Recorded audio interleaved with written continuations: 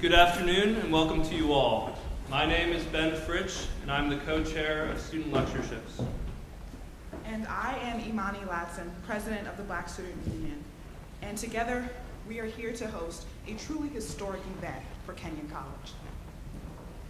Student Lectureships is an organization committed to bringing diverse speakers to Kenyon's campus that provide knowledge, inspiration, and entertainment to its students. Today's event epitomizes the goals of our group. With the help of the BSU, we are proud to welcome 4 of America's finest veterans. I also want to thank the Tuskegee Airmen Memorial Chapter for honoring us with their presence today. Thanks, guys.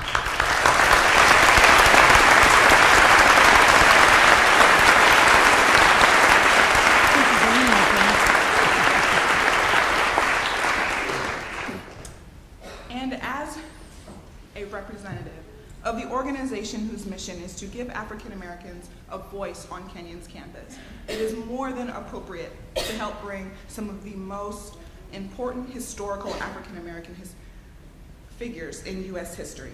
The BSU is very excited to help Lydia share the testimonies of these great men and literally listen to their voices today. Today, with the help of my fellow chair of Student Lectureships, Lydia Winkler, we are here to hear their story. Lydia has immersed herself in the history of the Airmen over the past 7 months. She's undertaken extensive interviews and research on the Airmen as part of her senior exercise. She was so inspired by their determination in the face of such challenges that she wanted to bring much needed attention to their experiences. Student Lectureships couldn't be happier to bring such outstanding men to Kenyon's campus, with the hope they can inspire future acts of courage and valor. Without further ado, join me in welcoming Ms. Lydia Winkler.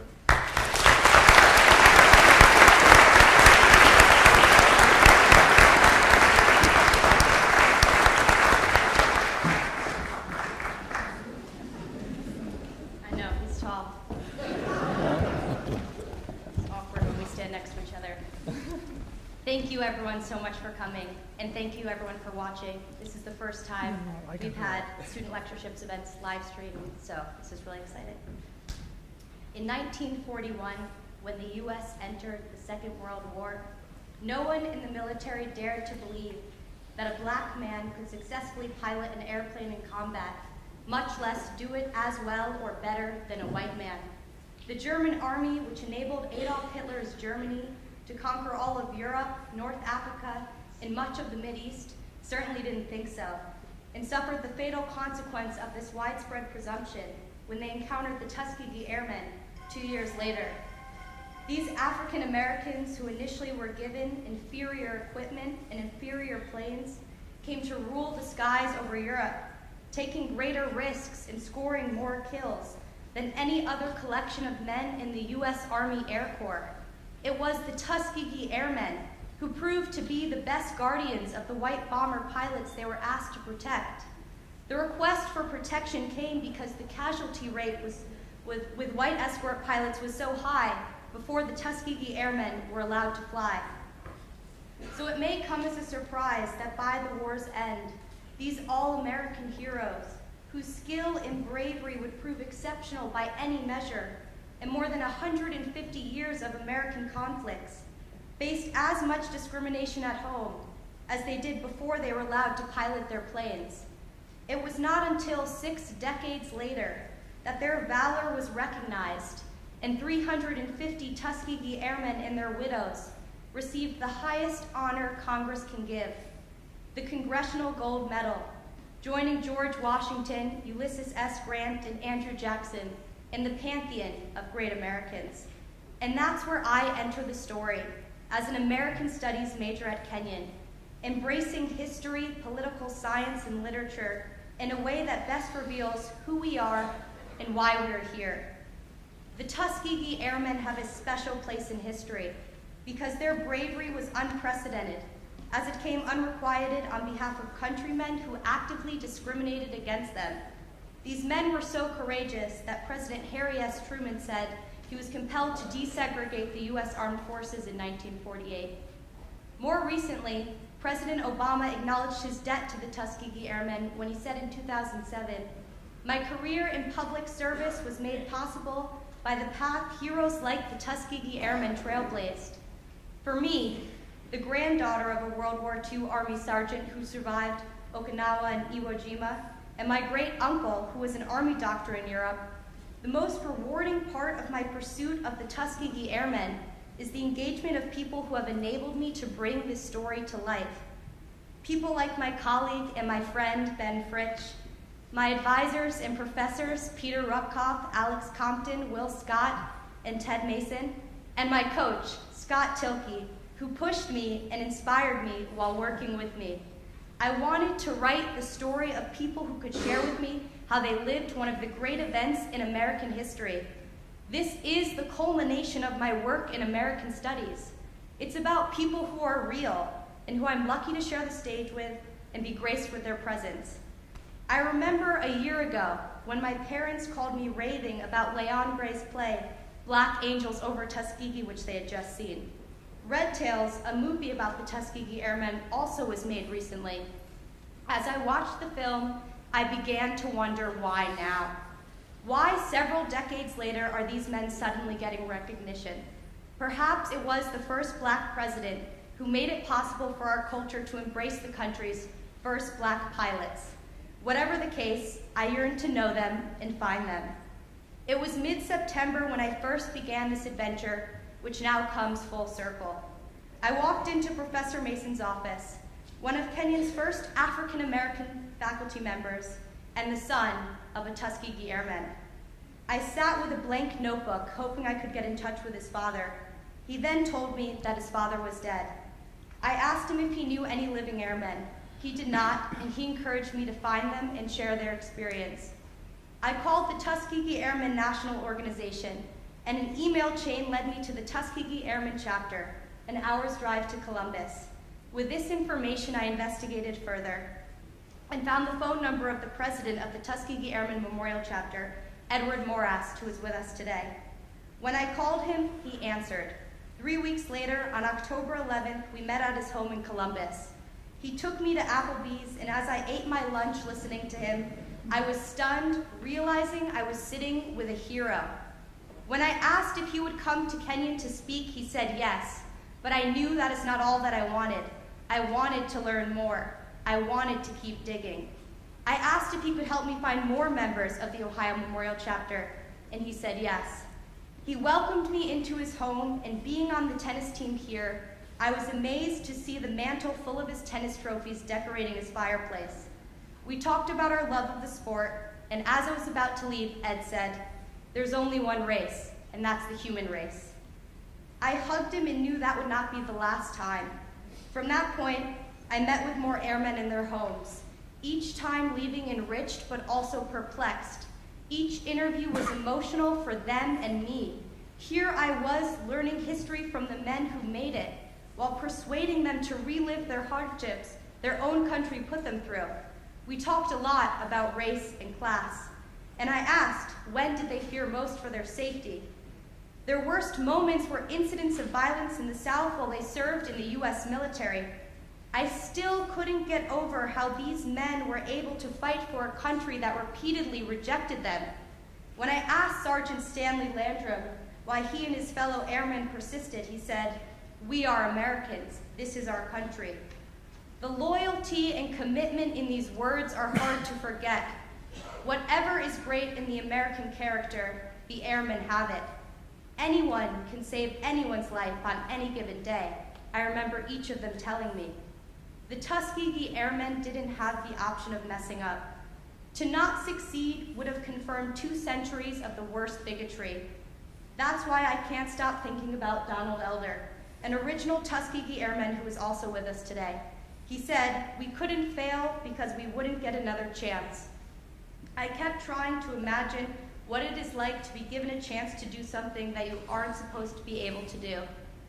When I asked, "Do you feel deprived of recognition in United States history?" each airman answered yes. And that's what got to me. Here were Americans fighting for their own country, and they were ignored for so many years by so many educated people.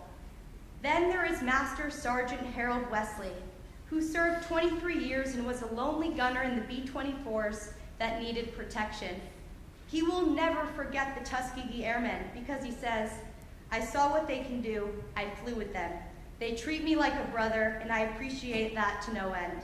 When I asked Sergeant Wesley, did he feel he was protected by the Tuskegee Airmen, he said, "Absolutely. That's the reason why I'm here. They're the best in the world." The best in the world. How many of us can say that? The best in the world. The reality is, most Kenyon students haven't heard of the Tuskegee Airmen. So here's hoping you understand why we are here today. It's everybody's fault that the Tuskegee Airmen were lucky if they were mentioned in one sentence in one chapter of our U.S. history books. Now here's a chance to go beyond that one sentence, to the primary sources, the people who lived the ordeal and can reveal its meaning. Kenyon prides itself on being an inclusive and expansive community. Today we are tied to Columbus, where all of these men live. And as much as we can talk about the Tuskegee Airmen, there is no substitute for being there, as seeing is believing. That's why it is my great pleasure to share with you this afternoon the men who shaped American history and changed it for the better. Please welcome Corporal Donald Elder, Technical Sergeant Edward Morast, Technical Sergeant Stanley Landrum, and Master Sergeant Harold Wesley.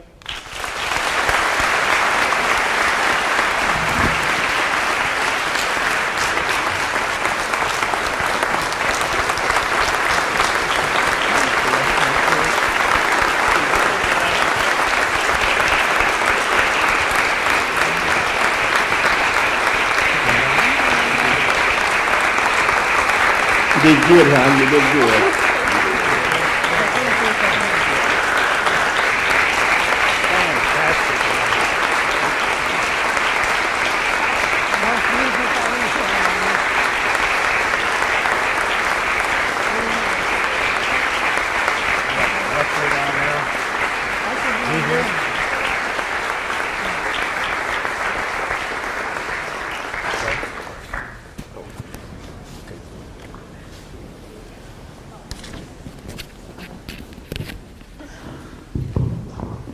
Thank you. Why don't you just go in a line and say why you joined the service, when you joined, tell a little about yourself. We'll start with you, Don. Yeah, you, Don. Am I on? I think you're on. Can you hear me back there? Maybe I need. Do I need your mic or this? No, all right. My name is Donald Elder, and believe it or not, I'm a native Ohioan, born and raised in Columbus, Ohio, the second oldest of a family of 7 boys and 4 girls. Back during the war, I see some people here with gray hair can remember the air raid wardens. My father was an air raid warden. He was the voice of authority in our neighborhood. And I say that because his younger brother, he got killed in Bataan. My older brother got drafted, and he went to Tuskegee. He came home and was telling us about it, so I decided this is something I wanted to do. So I enlisted, and I joined because I just felt good. It was something I could do, too, for my country. Now, I guess I just need to digress for just a moment to say to you, because sometimes I lose my space or get a little filled up when I look at a crowd like this. Who would have thought, with the sacrifices they went through, this is the results? You know, I just feel so good about it. So I'm just happy to be here. And needless to say that my trooper here, Lydia, she has been a real trooper in making me feel good to know that we're here today. I joined because, again, there was a picture always around the post office or wherever the stamp says, he wants you. You still see some of them still out there. You know, Uncle Sam wants you. Well, I went. He wasn't my uncle, and he wasn't necessary. It'd be very difficult for me to identify him as my uncle, but he was then, and I enjoyed it. So I could tell you a lot about it, but sometimes I say we don't have 4 years to sit here and talk about it, because in 1946, when someone told me that I was going to go to Mississippi, I was telling you, you're crazy. But I had a great career. Had the opportunity, I'd do it again. So I could tell you a lot, but I'll give everybody else their chance to say what they think about it first.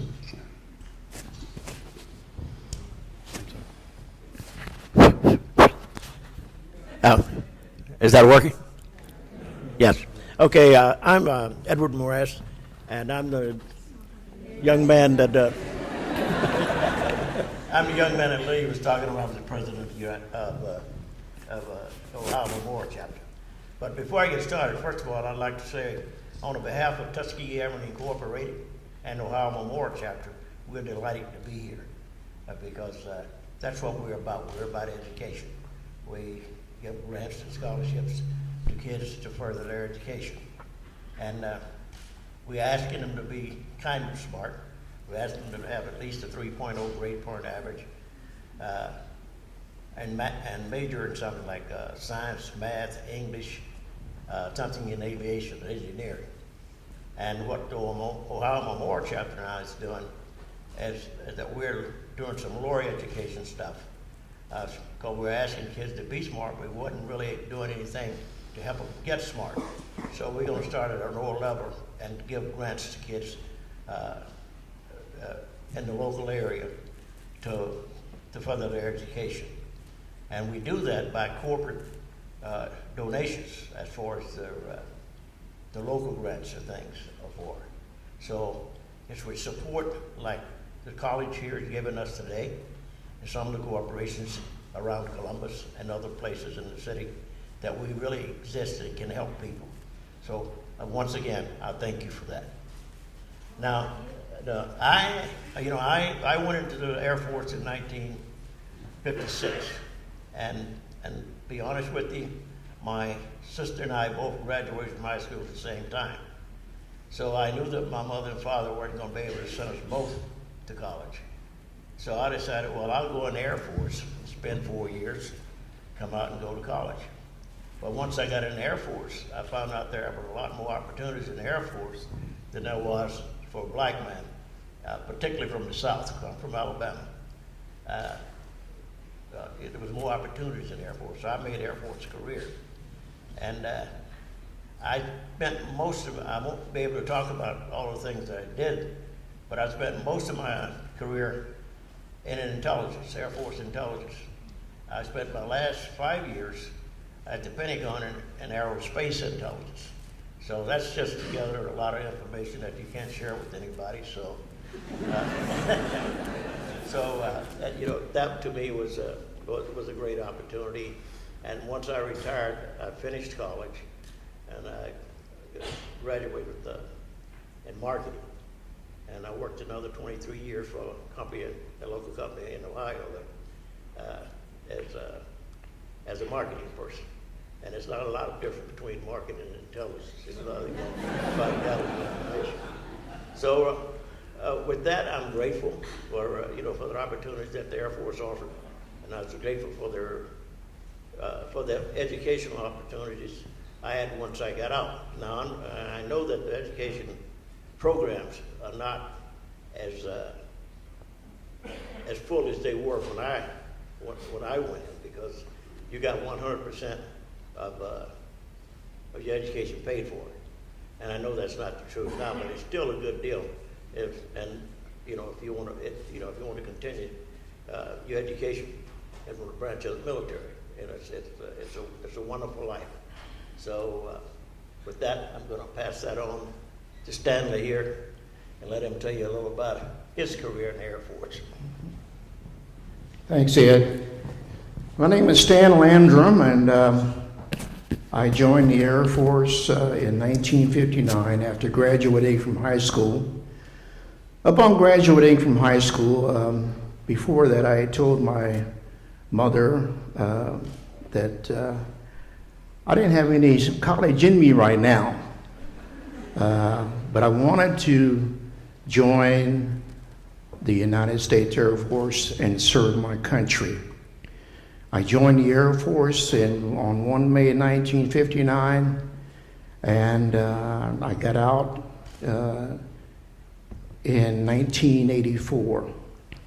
I served 25 years and a couple of months, and I had an opportunity to travel. Before that time, being born and raised in Columbus, Ohio, I had never been out of the state of Ohio. Only child, and I can only remember trips coming to a place called Mount Vernon, Ohio, with my grandmother during the summer to visit my aunt. So that was my exposure to being outside of the city of Columbus.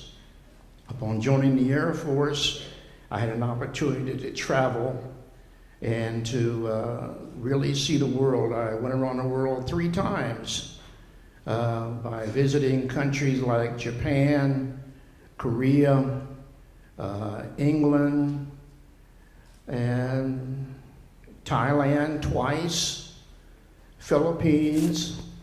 So I experienced it, and I realized how great it was to be an American, to realize that things we take so much for granted, by seeing how other people live in this place called the world, and realize just how good we really have it here in the United States, and not be threatened by any foreign power. We have the greatest military by far in the United States of America. The Air Force, Army, Marines, Navy. I tip my hat to all of them. But I also remember that if it wasn't for the Tuskegee Airmen, I wouldn't be where I'm at today as far as my military career, because they were our forerunners in the military. The things that they went through, we didn't go through it as badly when we went through the military. I can remember going through basic training, and this was in 1959, that basic training, one of the duties that we had to perform was called KP, Kitchen Police. And I, being a young kid of 18 years old, it seemed like every time KP came up, our squadron was detailed, and looked like I always ended up on pots and pans. And I didn't realize at the time, Pam, hey, and of course we did what we were told. So come time for pots and pans, I knew where I was going. I wasn't going on the serving line.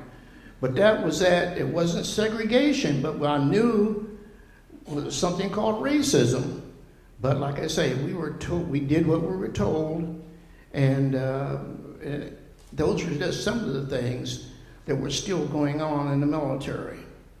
It wasn't until later in life that, after the riot in Travis, where whites and blacks were fighting against each other, that the United States government, the Air Force and military decided, hey, we're going to start an equal opportunity program and get people together and sit down and talk about racism and segregation.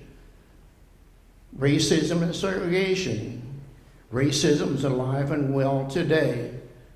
But thank God there's people that, like you and I, who are fighting against and making things better, a better place here, and not only in the military, but in our way of life.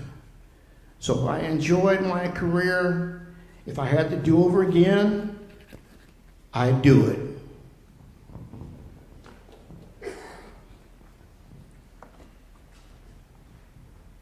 surprised. I didn't realize it would come on so soon. I was thinking about something to say that was real smart, but then I said that you better keep the facts and that's it. Now these people are talking about 1954. What happened in 1948, 49? I know what that was. I was sitting in an army tent in Europe running missions up the Ruhr Valley. Guess what? The Germans put a gun, not a 22, a 108 millimeter explosive gun at the end of the Ruhr Valley. We were loaded with bombs, and the B-24 carried quite a few of them. About 16 of them would drop out at one time. And they, you know, they don't weigh a pound or something like that. I don't know what they weigh, but that's a good load. And they were climbing as fast as they could because going from southern Rome up to Ruhr Valley, you had to get to about 4,000 feet. When we hit the valley, we had 1,000 foot of clearance, and we had to go over 5, so we had to climb. And they were doing everything they could do. But when that gun went off, when we hit the edge of the valley, it hit one shell. But the thing about it I want to tell you about is, up along the side of me, and the P-51 came a fighter pilot. He looked at me and grinned, and I looked at him too, and as I grinned at him, a 105 millimeter went off our left-hand side. I don't know whether it hit anybody or not, but it was enough that his countenance changed, and mine did too. We waved goodbye, and that plane, that gun was done away with. And I thank the good Lord, and I also appreciate those people that did it. And I'm sitting alongside them here today, and I want to commend them for their service. Now, I'm listening to them talking about 1950. Well, what happened in 1942 through 48? Amen.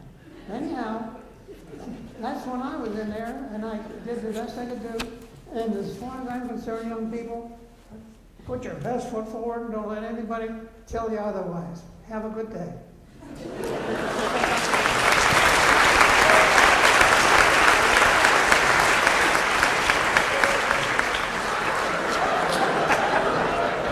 Good afternoon. I would like to say one more thing. December the 1st of this year, I went blind. I can now see the perimeter, but I can't see ahead. Thank you very kindly.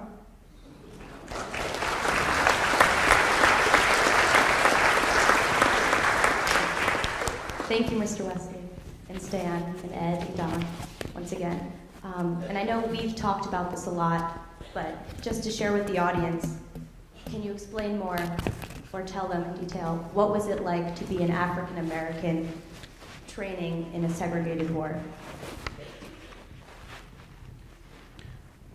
Like Mr. Wesley said, in the 1940s, you know, when you ask what was it like, and sometimes I look back and try to reflect on that, and be honest with you, I try to forget it at times, because in the neighborhood where I grew up, it was very integrated. We had the Kaplingers who owned the grocery store on the corner, the Penrods who lived on another corner, and then we had the Dones who were Irish, who all went to school together and played together. But when I raised my right hand and joined the Army at Fort Hays in Columbus, Ohio, I left there and I went to Camp Atterbury, Indiana. And at Camp Atterbury, Indiana, they had some 5,000 German prisoners of war at the camp. And those of us who are colored, we slept in a little tent across the street, and they slept in the barracks. It was cold in March of 1946 in Indiana. But you know, I don't mind telling you, I was afraid, I was scared. But that didn't bother me as much as when I left there, went to Wichita Falls, Texas, and we got there on a Thursday, and like I said, we were all in the service together, but we got into a full-blown race ride on a Sunday afternoon on the drill field. Now that is all on the internet. You can pull it up on Google and read about it. After I finished basic training, there, I was assigned to go to Keesler Field in Biloxi, Mississippi. Now, I had read about it or heard about it in Mississippi in 1946. I went to the chaplain and I said, "Sir, I can't go to Mississippi." Well, keep in mind, I was already in the Army, so he didn't offer me the option of saying I'm going. So I went to Mississippi, and some of the kinds of things, experiences I had there was terrible. I could sit here and tell you about them, but as Mr. Wesley said, what happened in those years? We know what happened. We were there. We had some real Donnybrooks. But I was extremely fortunate because when I graduated from A&E school in Mississippi, I was scheduled to go to Okinawa. And when I went to Hamilton Field, the port of embarkation, got my shot, spent all my money, going overseas, don't need anything. Well, I was fortunate.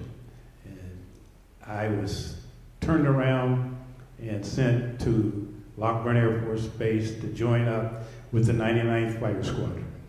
And I had a great privilege of serving with those who had gone overseas, because only about 30% of us had a chance to go overseas. But I had the great privilege of serving with people like Chappie James and B.O., and I could name quite a few. But Chappie was my pilot. You know, we had our P-47s. Everybody talked about the P-51. I was a specialist on P-47s. And we used to tell the pilots, that's not your airplane. I'll fix it. I'll fill it up with gas, wipe the windshield off, clean the tires, let you use it for a couple of hours. If you bring it back, I'll let you go again. But if you don't bring it back, you know, we just cross you off. So that was the camaraderie we had with our pilots and crew chiefs in the service. But to say some of the kinds of experiences we had in Mississippi, Alabama, particularly in Georgia, I had some real life-threatening experiences in Georgia because we were out after dark, you know, wrong place, wrong time.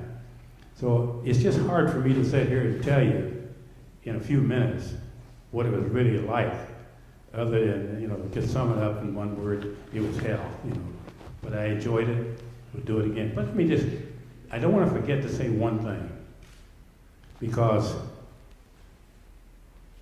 one of the things that we had the privilege of being the airmen of color at that time, I had the privilege of walking down Pennsylvania Avenue on January the 20th, 1949, for the inauguration of Harry Truman as president.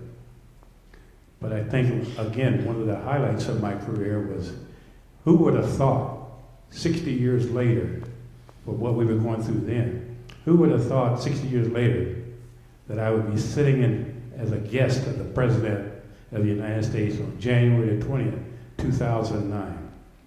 So again, some of the experiences we had. Now, went to Washington, I think it was February of 2007, some 48 or maybe almost 50 years later, is when we were awarded the Congressional Gold Medal.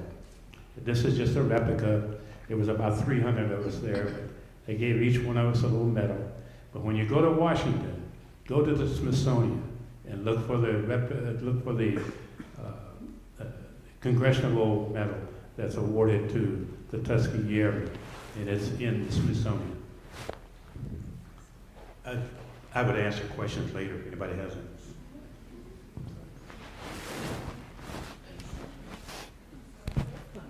Mr. Wesley.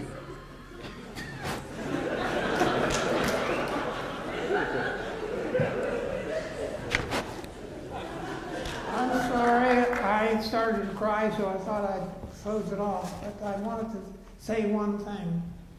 That going up that Ruhr Valley that day, many years ago, seems like yesterday, our airplane got number 3 engine pretty well shot out.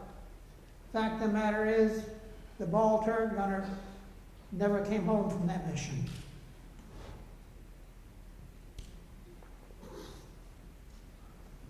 I'm sorry. just wanted you to know that the plane that was on did the best I could do, and that's all I have to say. Thank you.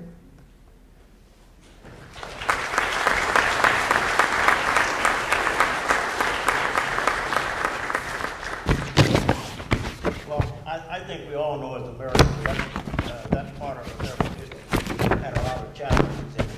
Not only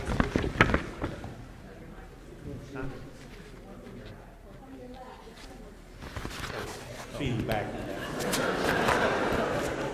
well, that was a challenging time for all Americans. Not only the military is really a reflection of our society, and when you come into the military, a lot of segments of our society that have different beliefs make up the military. So you're going to see different views. But the one thing about the military is that it's run by regulations. So everyone is supposed to heed to those regulations, and in a sense, it kind of brought everybody together. But I think what made most difference to these guys, when you go out and you're fighting for your country, and generally fighting for your own life, you don't really care who the guy is or in this day and age, who the woman is beside you. All you want to do is survive that battle. So with that mentality, people serving back in the area that we were talking about in the 40s, a lot of those people remained in service, and a lot of them got out. But I think with the mentality they had when they got out, they understood that black men and women could fight just as well as white men and women. So that made a big help in the changing of our society during the growth. And we look back like 60 years ago from where we started that, and the progress that we've made today. Sometimes it just don't seem real. And when you're talking about discrimination and racism, I grew up in the South, and all white people in the South aren't bad. There's some good people there in the South. Some of my best friends now are in the South. The guy that actually helped the Tuskegee Airmen the most was Noah Parrish, and these guys can witness to that. He's the guy that brought dignity to our organization, and he was a Southerner. And part of that is because I think in the South, even though you're on different plateaus, you were together. You worked together. Maybe somebody thought they were better than you are, but at least you get to know the person. So it wasn't surprising to me to learn that Noah Parrish was made a big difference in the way that Tuskegee Airmen lives was.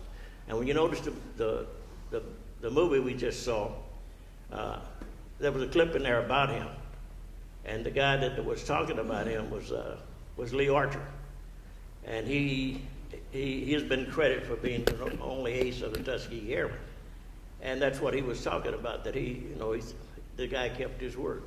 So the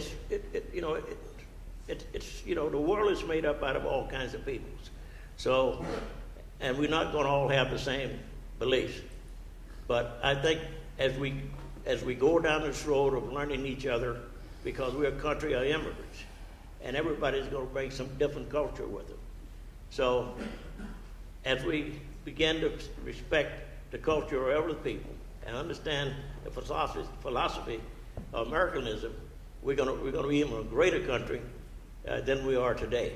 And if somebody could come back from the 30s and 40s into today, they would think they was in a different country.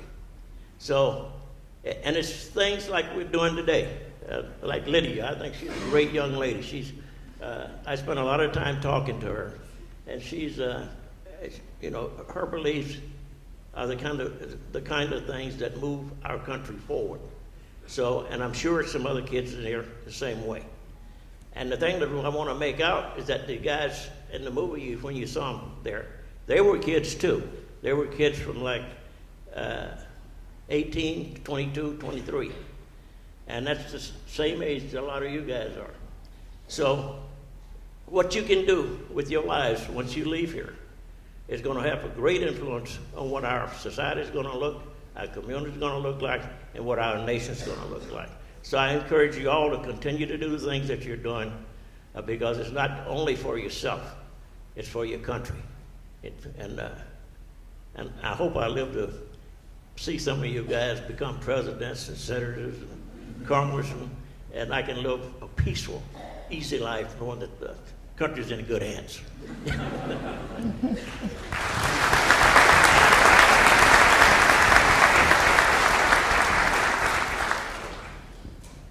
If you look back in history, going back to the birth of our country, the Revolutionary War, Civil War,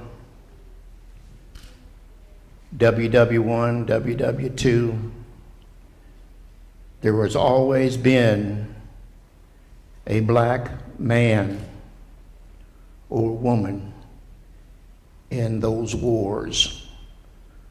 A lot of people don't realize that. I never experienced segregation until I went to San Antonio, Texas. Born and raised in Columbus, Ohio, never experienced segregation. I went to an integrated high school, went to an integrated elementary school. And this was in the early 40s and 50s. Never experienced segregation until I went to San Antonio, Texas. Went to a movie with a couple of my friends who were with me in basic training. And they were from areas like Philadelphia, Chicago, Washington, D.C. We all hung together. Went to a movie one Saturday in civilian clothes because we had a weekend off. This is in 1959 now. And I went to the window after my other friends had already had their tickets bought. And I went to the window and the lady told me, "You can't come in here. You have to go down the corner, around the block, and you have your own ticket box around there, and that's where you folks go." So the guy said, "Well, Stan, if you can't go in, we're not going in." I said, "No, you guys go ahead. I'll follow the instructions and go around the corner to the box office." Sure enough, as I went around the corner, went to the box office, and there, lady was there to take my money, and we were sitting up there where you folks are sitting. And guess what? Those are the best seats in the house. But that was my first experience of segregation. In 1977, I was stationed at Lakenheath, England. I was coming home one night after working the swing shift. That's the 4 to 12. I was driving past the football field, driving in my car, and I happened to glance over on the hill that was a part of the football field, and I saw something burning. And I said, "Hey, wait a minute. This ain't too cool." And I stopped my car, and I noticed a couple of individuals running away, and what it was, they were burning a cross on the football field. Okay. The air police, which is the military police, were called. They showed up. I gave them my testimony. 2 weeks later, the young men were caught who had burned the cross. They went to trial and were found guilty. There was a total of 4 people, and they were discharged from the Air Force. Bad conduct discharges.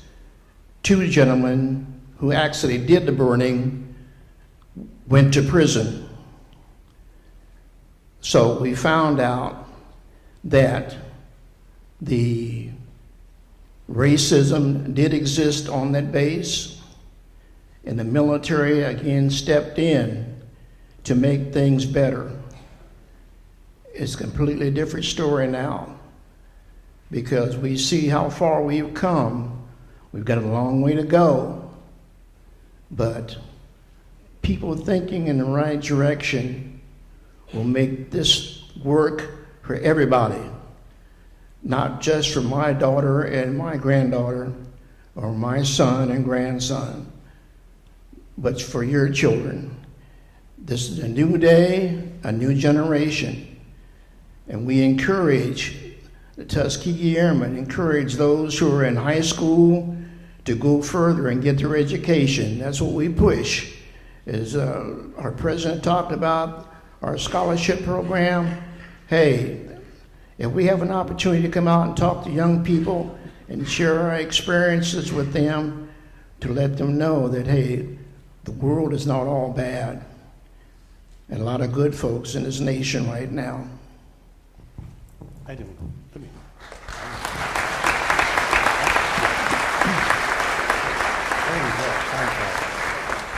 Hey, what we'd like to do is get some questions. If you guys have any questions about them, they can be directed to anyone up here. We are missing 2 mics for the questions, but we encourage everyone to stand up and speak as loudly as you can, and Lydia will repeat your question to the best of her ability to the men here. So, what do you say? How's it going? I was curious as to whether you were ever criticized by members of the black community for your decision to serve the United States. Well, if you're asking, I guess, the individuals, and don't ask me why I grabbed the mic from Lydia. I didn't mean to. But I just want to draw a little contrast to just what Stan was saying, because he was talking about in San Antonio, and I think he said somewhere in the 1950s. But for those of us who were in Mississippi, Georgia, and Alabama in the United States in the 40s, we didn't get that far. We didn't have anybody. We had to fight for our own survival right there in the community. We weren't in the community. I meant to say on the base. So we didn't get that far to have anybody. So somebody asked a question, well, how did you guys survive? What do you mean, how did we survive? We didn't know any better. We didn't have any civil rights laws. You had your country who didn't want you, and you had your country fighting against you. You didn't know any better. You did what you think was right. And so I remind people today, remember, all blood runs red. So we were just a bunch of good old red-blooded American boys who went out and did our job the best we knew how, without any expectation of recognition or fanfare.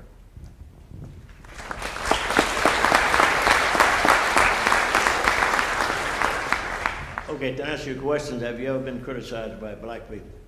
Well, black people are no different from anybody else. Yes, we have been criticized. Everybody has a point of view. And I know I wasn't in World War II. I guess you all realize that. But I was in the Vietnam War. And nobody appreciated, at least I didn't get the feeling that anybody appreciated what we were doing. So to me, I'd been in, when I went to Vietnam, I'd been in about 13 years. So to me, that was the profession that I've chosen. So what people thought about it didn't make any difference to me, because I'd made up my mind what I wanted to do. But criticism comes from, I don't think that's a race thing. I think that's a personal feeling thing.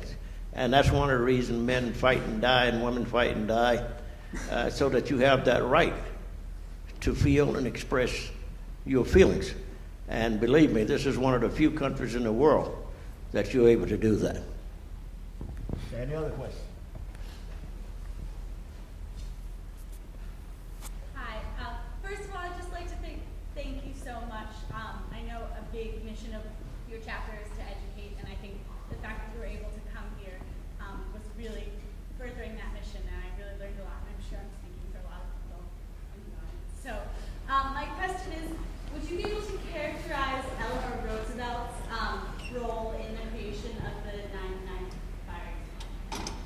Yeah, she's played a big role in that. You want to do that, Don?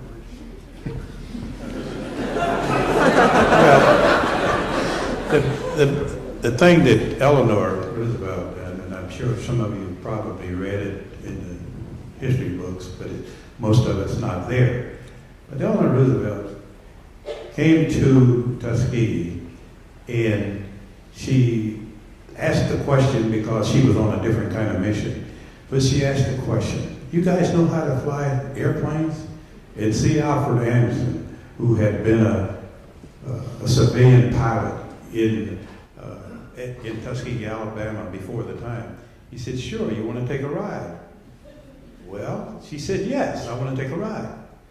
So this is reportedly what happened, is that she decided she's going to take a ride in the airplane with C. Alfred Anderson, and Secret Service told her, you can't do that.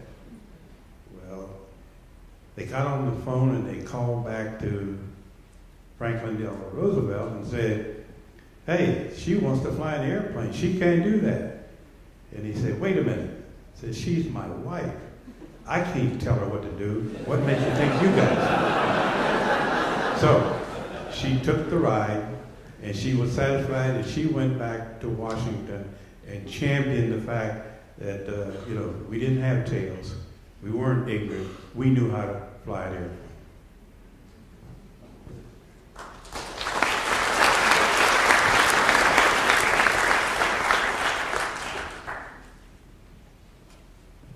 I was wondering, could you talk a little bit more about the impact of desegregation of the military and how that advanced or did not advance the civil rights movement in America as a whole?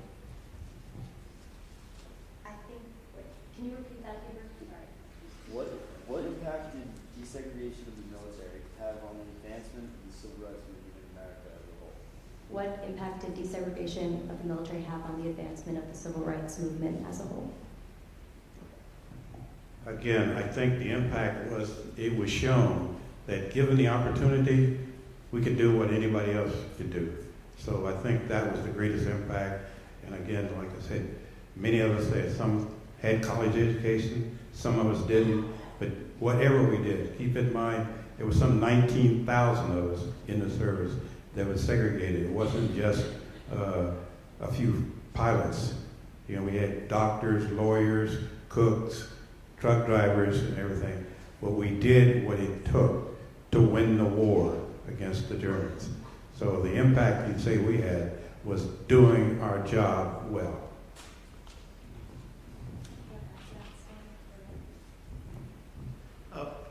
Yes, ma'am. I just have a question. So I know that you guys throw a lot to desegregation of the military, and that's a big thing. And I feel like one of the last big things recently has been Don't Ask, Don't Tell, being able to serve openly gay in the military. And I know everyone has their own opinions regardless to that, but do you think that perhaps the efforts that the African American community made in the military influenced that at all, or I don't know? Do you think that desegregation was perhaps like a model for openly serving the military? Or, I don't know. Well, I think that, well, I don't think this, I know that the Tuskegee Airmen were the forerunners in the Air Force. And at the time that it happened, that was Army Air Corps. The Air Force came along later. But they opened the door for black men and women to serve in the Air Force and on the Air Corps at the capacity that their education would let them serve. Now, when I came along right after these guys, I went in 1956. That door had already been kicked open, and the opportunity was there. But if you didn't have the education to move ahead, you still couldn't move ahead. That's why education has come more. It's because given the opportunity and being ready to do it is two different things. You got to be ready to move ahead. And the one thing that I experienced when I was at the Pentagon is that I saw black men given jobs that I didn't think they deserved. Of course, that's just me. I'm not saying they didn't deserve it, you know, when you work hard to do something, you like to see the next person do the same thing. So, that answer your question? Don has something to add. As Ed has said earlier, you know, there's all of us in society. So I don't know about don't ask, none tell, but we had some in our group that we didn't ask because we knew. So it was just a part of an everyday thing. So it was no different. And I'm saying no different then than it is now. It's just that the media brings it out. But I want to make one other comment, because somebody asked the impact. That the military, just take for example myself, it gave me the opportunity to learn something, learn the skill. I went to A&E school, and when I got out in, I think it was March. I went to work in April for Curtis Wright Corporation. And I was able to transfer the skills that I got from the military by doing a good job there. I ended up working for this company for 33 and a half years to retirement.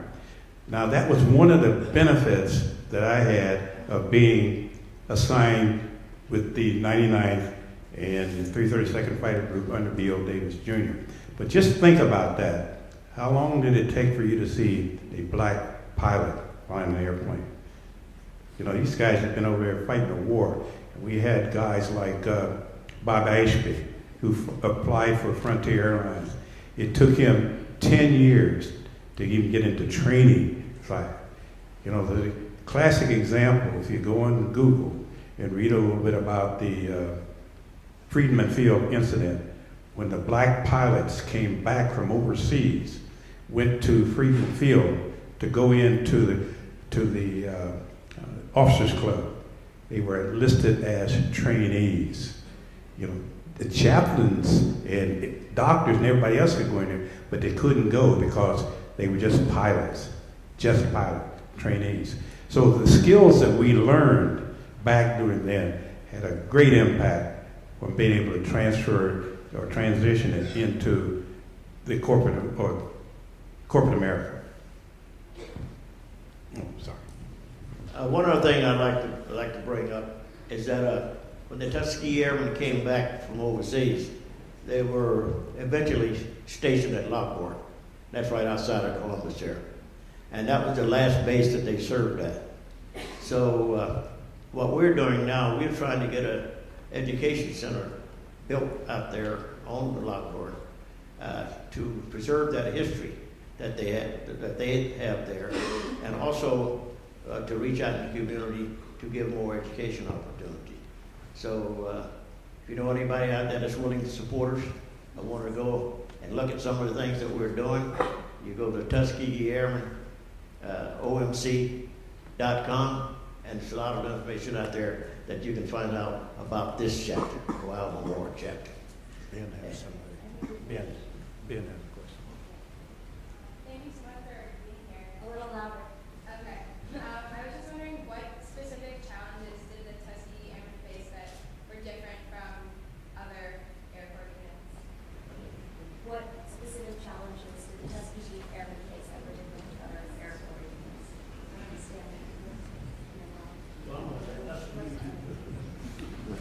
About the major difference was given the opportunity to show ourselves, to show what you can do.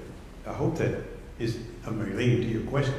You said what? What challenge? What challenge? Well, there's so many individual challenges, I'm just saying, but just the biggest challenge was being able to have the opportunity to show what you could do.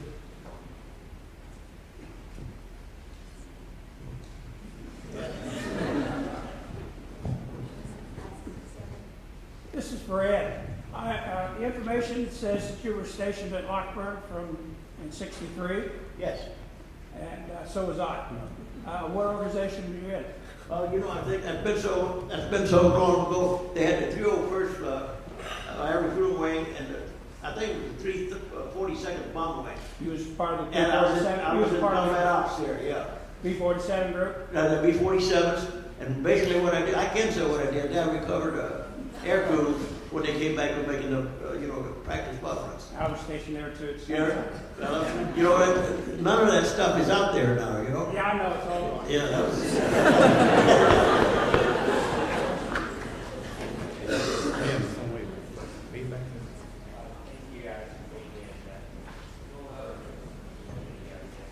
A little louder, Kai.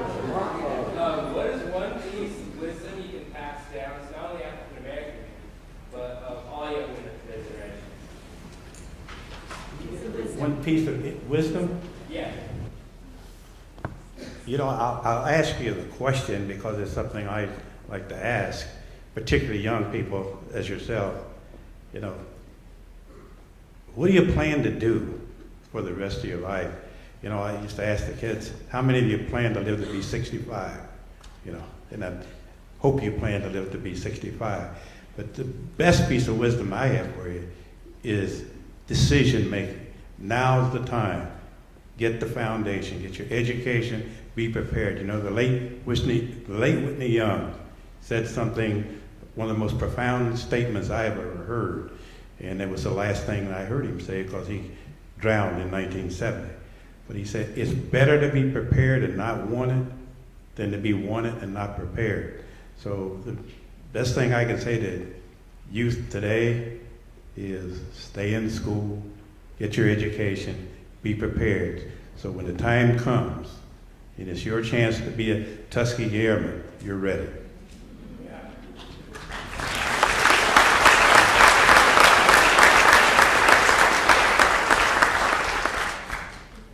There are other questions?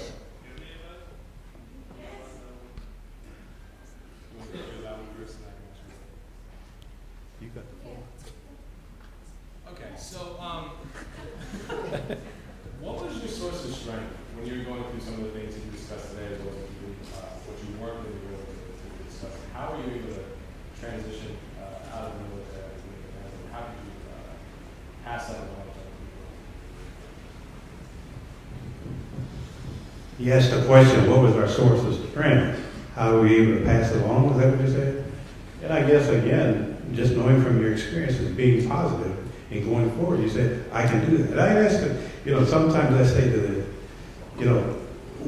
and this sounds a little cocky to say it, but I have to say it the way that you can understand what I'm talking about. It's not just that we were deprived of all of the kinds of things, but I'm saying society in general was deprived. And I say this in jest, but had we not been segregated, and had we not had all of the kinds of things we had to do, we wouldn't have to wait so long to see a Michael Jordan on the floor playing basketball. Your parents could have seen me. So I guess what I'm saying is that society in itself has deprived themselves of so much that they could have been benefiting for the years that we sort of lost. So the most important thing is just being positive of what you can do and go forward.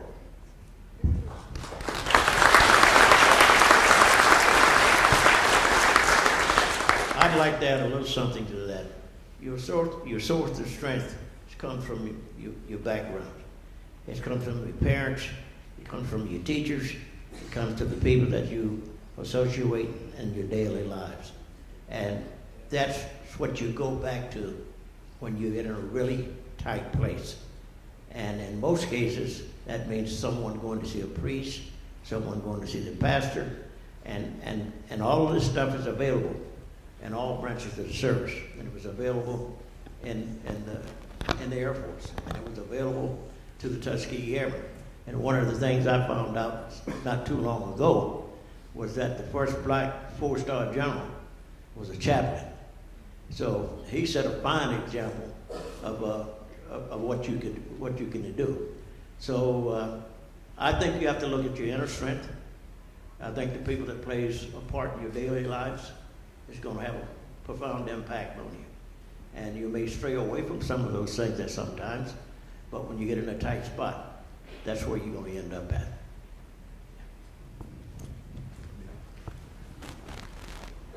We all have heroes in our lives. I have several.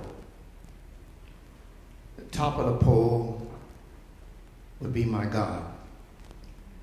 Second would be the Tuskegee Airmen for what they did for me as far as being in the military, for what they went through for us to make it better, a better military. The things that they went through, they were fighting, if you noticed in the movie, they were fighting two wars. Not only the war in Germany, but also the war here in the United States through racism. And they survived.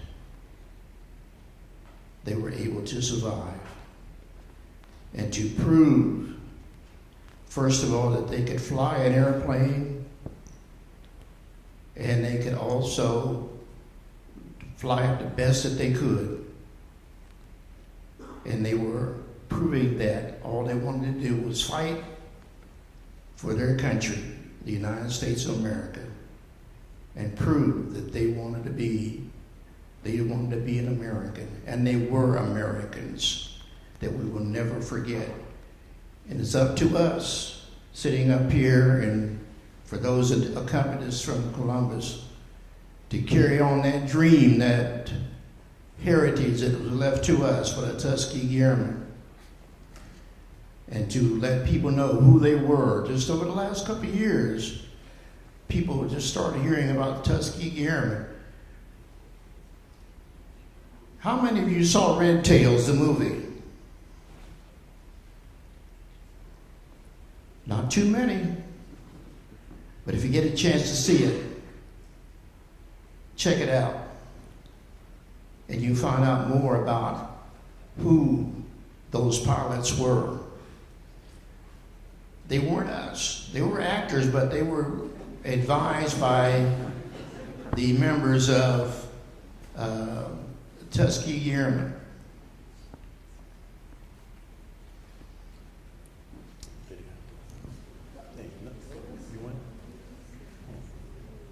I break down and cry pretty easily. I didn't realize that until I got here. I don't know why it is, but it happens. But the thing I'd like to do, listen to the gentleman here, is let you know that in north of Springfield, there's a little town up there, has a B-17 in it that has been up there for about 3 or 4 years, being rebuilt. They got a light on it, they check everything with, and they got the wings sitting at the side of the wall. People have gone up there, drilled all the rivets out, it's ready to go. If you have never seen an airplane in structural status, it'd be good to go up to the Kissimmee Airport and take a look at it. Additionally, when I was shot up and we landed in Yugoslavia, I don't know where it was behind the lines in a cabbage patch. And the cabbage patch was open to the Americans from about 9 o'clock in the morning till 5 in the afternoon. We hit there at about 3:30, and we had 30 minutes to get out. The C-47 picked us up. Now, on the way in from the target, the radio communication had been established, and the pilots of both things knew what they're going to do. The B-24 got down with me sitting in the radio compartment and keeping my mouth shut, and the C-47 coming around the other side. That as soon as we got out of the aircraft, we piled on mud, dirt, and everything else into that airplane left. That was the most beautiful airplane I ever saw. Thank you very kindly.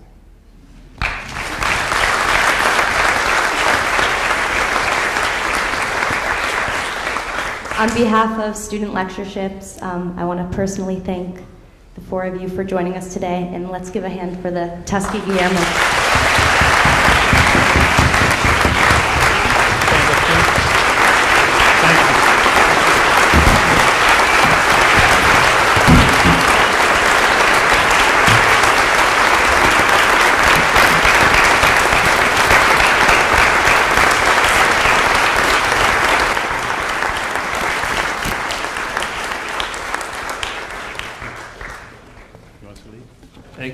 everyone. Have a nice evening.